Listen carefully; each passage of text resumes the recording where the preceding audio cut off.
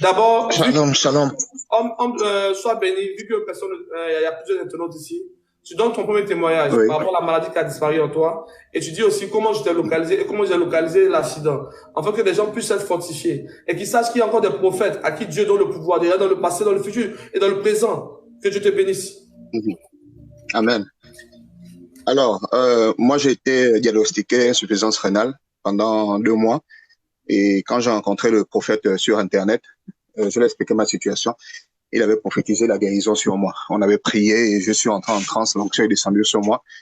Et on allait voir, enfin, j'étais suivi par le néphrologue, mon docteur.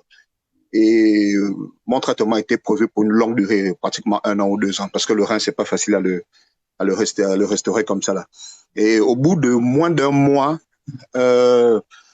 mon rein s'est remis à la normale. Du coup, même le docteur est traumatisé, je ne sais pas pourquoi ça s'est remis comme ça. Je lui ai simplement dit que c'est Jésus qui est vivant. Et je vous avais dit que Dieu va me guérir. Il a dit oui, je sais que Dieu est grand, mais là quand même, le rein ne se remet pas aussi facilement comme ça là. C'est comme si vous n'avez jamais eu l'insuffisance rénale. J'ai dit c'est Jésus qui m'a guéri et c'est bon, c'est tout.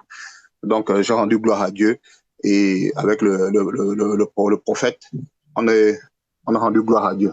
Alors maintenant pour l'accident qui s'est passé hier, avant-hier, le prophète a fait le live. Voilà, j'ai demandé de prier sur moi et à chaque fois quand il prie sur moi, il a toujours d'autres visions, voilà, qui sont un peu éloignées de moi, pas directement sur moi, il a d'autres. Il me dit, je sais pas pourquoi toi, Dieu me montre toujours des trucs qui vont arriver, c'est pas à côté, auprès de toi.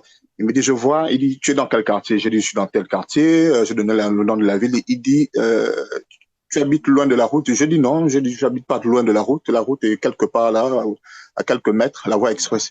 Il dit, du côté droit, il y aura un accident, il y aura une femme à l'intérieur. Mais il fallait faire cette femme-là pour lui dire qu'il fallait de Jésus. J'ai dit OK. Et là, j'ai attendu, il n'y avait rien qui s'est manifesté. Mais c'est par contre dans la nuit, avec un ami, je suis monté dans son véhicule. On allait chercher un autre ami pour le dépanner parce qu'il était en panne. Donc, on allait le remorquer. Et c'est quand on continuait à rouler et qu'on a vu une longue file de voitures. Il y avait l'embouteillage. Quand on arrivait, c'est un taxi-bus, quoi. Seigneur, je savais pas quoi dire. Je tremblais même. Donc, on a vu ces personnes. Il allait cogner un poteau.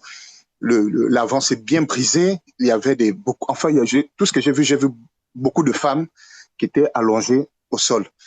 Et en fait, on pouvait rien faire parce qu'en fait, je pouvais rien faire parce qu'on était dans l'embouteillage, on tirait notre ami avec un long câble et on pouvait pas s'arrêter. Il fallait, en fait, je savais plus quoi faire. Donc, on est parti quand même le déposer dans un autre quartier. En revenant, on a trouvé des sapeurs-pompiers, on a trouvé la police, on a trouvé même des militaires qui étaient là. Et je ne sais pas ce qui s'est passé. C'est au moment où on s'avançait du lieu de l'accident que j'ai commencé